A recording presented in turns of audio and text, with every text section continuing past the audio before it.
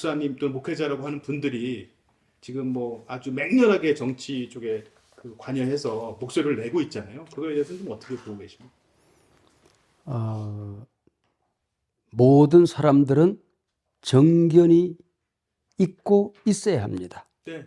그런 면에서 자기 목소리를 내는 것은 타달 일 아니고 바람직한 일이라고 생각이 되어집니다. 그러나 권력과 교회가 결탁이 되어지면 악습의 고리가 됩니다. 이거는 굉장히 위험한 것이죠. 만약에 그 악습의 고리가 남아있으면 교회는 예언자적 기능, 사회를 감시하는 기능, 가진 자들, 위정자들을 책망하는 기능이 사라지고 마는 것입니다. 그래서 그들에게서 메리트를 얻었다고 한다면은 교회는 정권의 빚진 자가 되는 겁니다. 그래서 우리 예수님께서는 그런 영적인 사랑의 빚 외에는 빚을 지지 말라 말씀했습니다. 부채의식을 가지고 교회는 살아서는 안 된다는 겁니다. 그래서 정권과 정당이나 위정자들이 교회가 무슨 필요한 게 있습니까? 교회에 어떤 민원이 있습니까? 그래도 우리는 하나님이 계신데 뭘 도와주실 게 있겠습니까? 오히려 뭐 장관님이, 대통령님이, 의원님이 필요한 게 있으시면은 말씀하세요. 우리가 기도할게요. 나라를 섬기는 일이 우리가 뭐 돈이 있습니까? 기도하겠습니다. 그렇게 되어야 되는 것이죠. 근데 이단 사입이랑 연결이 되잖아요, 이게. 그래서 몰표와 방패가 결탁을 해버리면 사회 덕버섯이 성장되는 것 아닙니까? 이것은 그래서 그렇게 되어지면은 이게 몰표를 줬으니까 몰표를 받은 사람은 이 사람들을 방패가 되어서 보호해 줘야 된다는 말이죠. 그렇게 되면 우리 사회의 모든 건강한 시스템이 망가지는 것이죠. 종교가 정권을 이용하면 세속주의가 되고 종교로서의 가치가 사라집니다. 정권이 또 정당이 교회를 이용하면 썩고 부패한 게 생겨져서 결국은 망합니다. 하나님이 가장 싫어하는 게 바로 정당은 정당으로서, 위정자는 위정자로서, 교회는 교회로서 한 시대를 살아가며 서로들 협력하고 각자의 역할을 감당해야지. 이게 정교 분리 아닙니까? 그렇죠. 반드시 가치를 지켜야 되는 것이지, 이런 것들이 서로들 의지하는 것은 하나님 외에 다른 힘을 의지하는 것이기 때문에 하나님이 가장 싫어하는 것입니다. 하나님을 의지하지 않고 바벨론을 의지하는 하나님의 백성들, 아수르를 의지하는 하나님의 백성들, 그게 결국은 우상을 의지하는 것으로 가버리거든요. 힘 있는 쪽으로 가서 의지하게 된다는 말이죠. 그러면 교회는 영성이 사라지고 하나님이 안 보이기 시작하는 것입니다. 이것을 우리가 막아내는 것이 교회가 해야 될 일이고, 또 정권도 위정자들도 교회를 이용하려고 해서는 안 된다는 것입니다. 반드시 한 시대를 살아가며 다른 영역에서 서로 다른 역할을 하며 이 시대를 섬기도록 존중을 해줘야지, 이것을 서로 악용을 하면 안 된다 하는 것이죠. 기본입니다. 그거는 이 세상 살아가는. 말씀하신 대로 어떤 뭐 권력과 어떤 종교의 어떤 그런 분리 뭐 이런 부분의 차원에서 봤을 때 이런 지금 굉장히 심각한 어떤 긴장이 높아진 상태고 서로 이렇게 막 원망하는 상태고, 과연 어떻게 해야지 이걸 좀 완화시키고 누그러뜨릴 수 있을까요? 그걸 어떻게 좀 종교적인 측면에서 좀 기여할 수 있을까요? 시대적인 게 있고 정치 구조적인 게 있고 또 국내적인 어떤 아픈 역사가 함께 있지 않을까 생각합니다. 시대적으로 오늘 우리가 살고 있는 이 시대를 축소시대라고 이름을 하거든요. 축소사회라고 하는데 파이는 작아졌는데 먹을 사람은 많아진 거예요. 그래서 너를 죽이지 않으면 내가 살 길이 없는 세상, 이게 축소사회거든요. 이것을 대변하는 영화가 오징어 게임 아닙니까? 이 오징어 게임 시대가 돼버린 것이죠. 정치를 한다 그러면 옛날에는 여당의 역할, 야당의 역할이 있어서 서로들 건전한 비판과 함께 대안 세력으로 성장하고 습권 정당으로 성장해 가야 되는데, 요즘은 태클을 걸어서 상대를 못하게 하고 밑에서 자라 올라오고 무엇을 목소리를 내면 짓밟아야 되고 너를 죽여야 내가 살아가는 이런 세상이 돼버렸단 말이죠. 그래서 이것이 또 다른 이름은 갈등 사회입니다. 이 갈등 사회가 갈등 아닌 게 없잖아요, 사실은. 심지어는 뭐 가족 안에서 아버지와 자녀도 갈등이고 뭡니까 그게? 아들과 딸이 갈등하고 응? 같은 나라에 살면서 이 도와 저 도가 응? 서로도 다른 이념으로 갈등하고 그 중에 가장 심각한 게 이념의 갈등입니다. 보수와 진보의 갈등인데 전 세계에서 90% 이상의 국민들에게 이 갈등이 있다고 느끼는 나라는 미국과 우리나라밖에 없습니다. 그 왜 그러냐면 대통령 중심제거든요. 이게 미국식 대통령제를 우리가 가져왔기 때문에 성자 독식입니다. 0.1%만 이겨도 모든 것을 가지고 가는 이 구조가 지금 우리 사회에 맞냐? 그걸 고민해야 되지 않겠냐? 응? 제로섬 게임을 언제까지 하겠느냐 말이죠. 그래서 이것을 우리가 고민을 해야 되는데 지금 최근에 몇 정부가 들어서면서 이것이 굉장히 골이 더 깊어지고 있지 않는가. 그래서 성자의 저주까지도 요즘은 이기고 나면 감옥에 가는 그러니까요. 이런 세상이 돼버리고 말았다는 것이죠. 그래서 이제는 우리 이재명 대통령님께서도 국민과의 약속이 국민 통합이잖아요.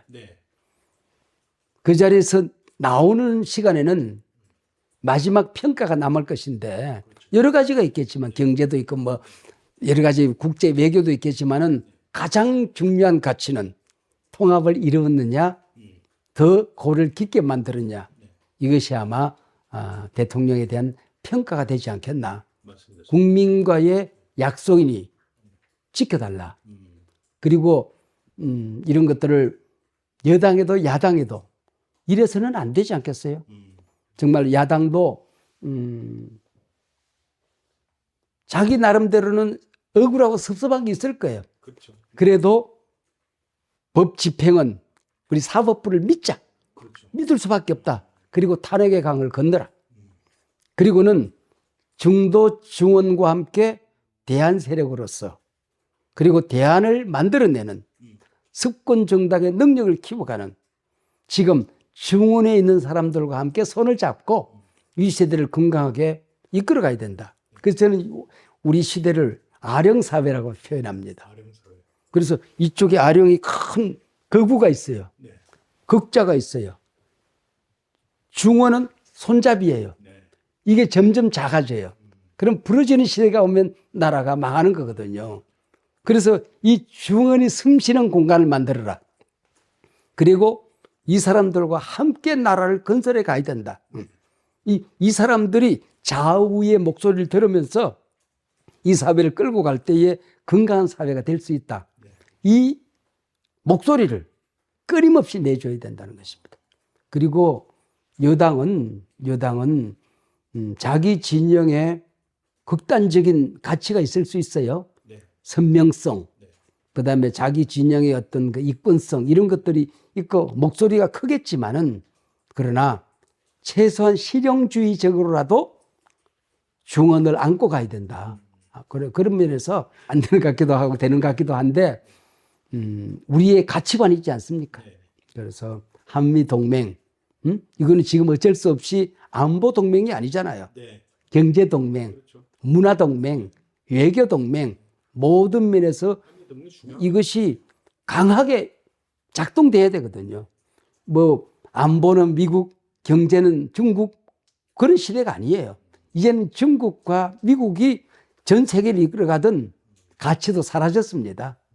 우리만 잘 살자고 하는 고립주의가 우리 세대를 이끌어가는 가치관이 돼버렸는데 핵이 굉장히 다양해졌잖아요. 요즘 그 글로벌 사우스, 이 동남아와 이런 그다음에 남미도 굉장히 커지고 있습니다. 아프리카가 무한정 기회의 땅으로 만들어지고 있잖아요. 이런 기회의 땅이 무한정 많아지고 있으니까 지금 눈을 열어서 세상을 바라보자. AI 얘기를 말씀하셨는데 AI 시대가 우리 앞에 펼쳐져서 모든 세상을 바꾸어가고 있잖아요. 기회의 땅이거든요. 우리가 가지고 있는 반도체라든지 우리 우수한 인력이라든지 원자력이라든지 이런 것들을 우리가 만들어서 누구도 넘볼 수 없는 대한민국을 만들어야 되거든. 요 조그마한 땅덩어리 5천만 이걸로 세계를 대화하고 함께 나가려고 할 때에 요 안에서 싸움박질해서 되겠냐는 것이죠. 심지어는 같은 당 안에서 이 갈등이 해소가 안 됩니다. 지금 탄핵파와 탄핵파가 야당에서도 이게 고울이 가까워지겠어요? 그 다음에 여당에서도 이쪽과 저쪽이 지금 중심에 서서 오히려 건강한 메시지를 내는 사람들의 목소리가 전달돼요. 지금 전달이 안 됩니다. 같은 당 안에서도 지금 통합이 안 되고 있습니다. 그래서 지금 세상에 소용돌이 치는 이런 태풍이 불어제끼는 이때도 탄핵의 배는 고요히 떠 있어야 된다. 포용의 가치는 여전히 바람을 타고 흘러가야 된다. 만약에 이것이 이루어지지 않으면 역사가 지난 다음에 또 다른 승자의 저주는 올 수밖에 없다. 그리고 수권 정당이라고 하는 것을 증명하지 못하면 아마 현재 정권을 잡은 사람들이 마음에 안 드는 분들도 있어요. 솔직하게 얘기하면은. 그런데 오히려 견제하고 대안을 만들어야 될 사람들이 못 만들면 그게 더 싫은 거예요. 응? 더 싫어서 저쪽을 차라리 지지해서 망할 때까지 오히려 지지를 안 하고 돌아서는 사람도 있습니다. 요즘에. 그래서 이런 것들이 우리 사회의 가치를 건강하게 만드는 가치는 아파도 상권 분립, 힘들어도 국민 통합, 그리고 우리 앞에 무한정 기회의 땅이 오고 있는데 하나가 되어서 나가는 기성세대가 머리통 터지게 싸우지 말고 다음 세대에게 위기를 기회로, 절망을 희망으로 끊어진 다리를 넣는 암울한 미래를 오히려 조그마한 빛으로 비춰주는 그런 역할을 하는 게 종교고 위정자들이고 언론이고 그러지 않겠습니까? 뭐 이재명 대통령이 이제 취임한 지가 이제 한 100일 정도 지났거든요. 네. 그러니까 이제 말씀하셨던 어떤 뭐 실용이라든가 국민 통합으로 가야 된다는 부분들에 대해서 뭐 대통령 본인도 이제 강조해왔던 부분이기도 하고 네. 100일 정도 지나는 그렇게 지켜보시기에 좀 어떻습니까? 좀 잘 통합이나 아니면 본인이 얘기했던 어떤 그 실용 이런 것들이 좀 잘 뭐 실천으로 잘 뭐 되고 있다고 보십니까? 어떻게 좀 보십니까? 딜레마에 빠지는 것 같아요. 딜레마에. 딜레마에 빠진 이유가 대장동 사건이나 네.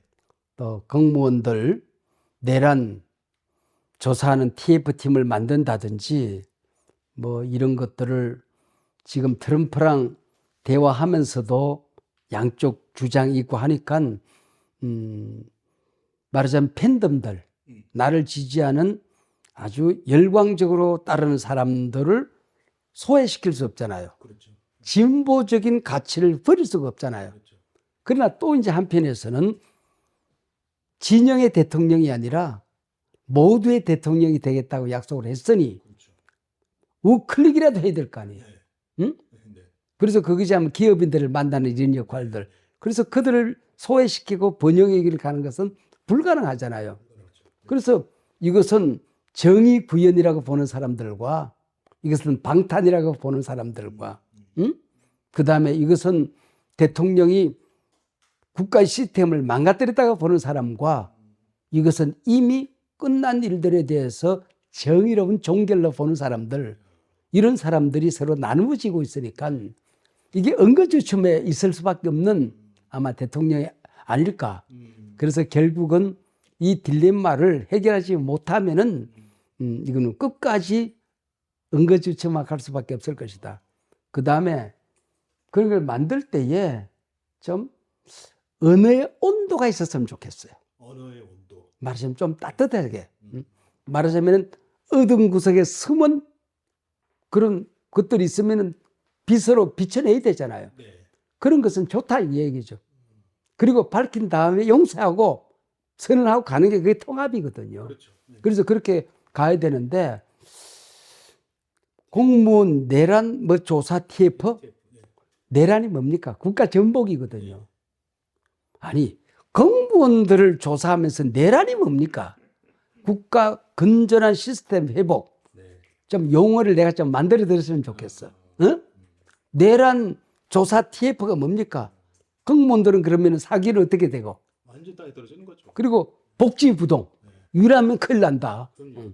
지금 일하다가는 다음 정권에 또 우리가 당한다. 복지부동이거든요. 그렇죠.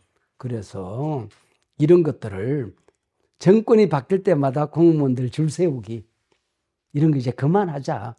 그리고 잘못된 것이 있을 수 있어요. 저 밑바닥에서. 그러면은 시스템이 무너진 것이니까 바로 이럴 때에 국가 시스템 정상화 위원회 뭐 이런 것들은 좀 멋있잖아요. 좀 그래도. 그렇죠. 좀 이렇게 해서 공무원들의 사기를 떨어뜨리는 일이 없어야 되겠다. 그런 생각을 합니다. 저는 남아공의 만델라 모델, 김대중 대통령의 모델을 사형 선고를 받은 분이 네. 보복은 없다. 네. 당평이다. 우리가 가야 되는 길은 IMF를 극복하는 길에 온 국민이 하나가 되자. 그리고 그 당시 국회의원이 여당이 80명 남짓됐잖아요. 그러니까요. 근데 이 나라를 통합해서 갔잖아요. 네. 그게 통합이라는 게 이렇게 뭐 힘이 있는 거거든요. DJP 연합. 김대중 대통령이 그걸 몰라서 그렇게 했겠냐고요. 그럼요. 나라. 정치는 국가를 미래로 끌고 가기 위해서는 화평하게 하기 위해서는 내 걸 내려놓는 게 그게 정치거든요. 그게 정치인데 그런 무엇을 좀 부리는 분들이 나왔으면 좋겠다. 아니 26년 7년 동안 감옥에 있던 만델라가 나와서 모든 잘못은 규명한다. 그러나 용서한다. 용서한다. 그리고 그 당시 모든 공무원들이 이제는 전 정권에 그야말로 충성을 다했잖아요. 그렇죠. 사표를 다 품고 다녔을 때에 안 잘랐잖아요. 같이 갔잖아요. 용서하고. 그리고 우리는 고백하자. 공동체가 고백을 하자. 그래서 종교인들이 죄를 고백하듯이 모든 공무원들이 우리가 이런 일들을 한 것은 잘못이다. 앞으로 이런 일을 하지 않는다. 정치적인 중립을 우리 지키고 국가에 헌신한다. 그거 하나로 다 용서했잖아요. 좀 이런 멋을 좀 부리는 대통령 또 아마 우리 이재명 대통령이 그런 분이 곧 아마 그쪽으로 가리라고 저는 기대하고 기도합니다. 네. 목사님 말씀이 너무 말씀이 나온 김에 아직 뭐 이르지만 목사님이 보시기에는 좀 그런 인물들 중에서 눈여겨봐야 될 인물을 혹시 좀 생각해 두신 인물들이 있으신가요? 저는 이제 그 정치가가 아니고 성직자니까 그런 전문적인 것은 정신들이 할 것 같고 저는 이제 원칙으로 보면은 적어도 자유민주주의 정체성을 지키는 사람 그리고 국민과 시민을 불안하게 하지 않는 사람 그들을 위해서 선해 볼 줄 아는 사람들 그리고 그런 어떤 발걸음이 말 한마디라도 우리 목사 세계에서도 말 한마디 들어보면 그 안에 인격이 있고 그렇죠. 그 안에 영성이 있고 있잖아요. 말 한마디를 하더라도 잠깐 품격 있는 사람 그런 사람이 아마 이 나라를 이끌어야 되지 않나. 그러기 위해서는 그들에게 경험이 주어졌으면 좋겠다. 그런 생각을 합니다. 그래서 감사한 것은 그런 어떤 중요한 자리 서울 그다음에 경기도 부산 이런 어떤 중요한 자리에 있는 분들이 이름이 오르내리는데 가만히 살펴보면 저는 정치인이 아니라 그들을 면면을 모르지만은 그래도 참 이 나라가 인물이 괜찮다. 인물이 참 괜찮은 분들이 잘하고 있다. 그것이 희망이 아닌가. 그렇게 생각을 합니다. 그래서 건강한 가치관을 가진 국가 정체성에 대한 혼란이 없는 사람들, 국민을 위해서 살 줄 아는 사람들, 손해보면서도 바른 길을 가는 사람들, 그런 사람들이 더 잘 성장되었으면 좋겠다. 맞습니다. 그런 생각을 합니다. 예, 예. 당하신 말씀이고요. 네. 바로 그들을 위해서 내가 존재한다는 것을 알아야 됩니다. 네가 떨어진 게 인생의 최고 감사가 될 수도 있다. 저는 그런 생각이에요.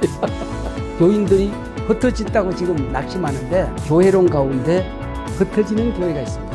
오히려 줄어드는 게 기회였습니다.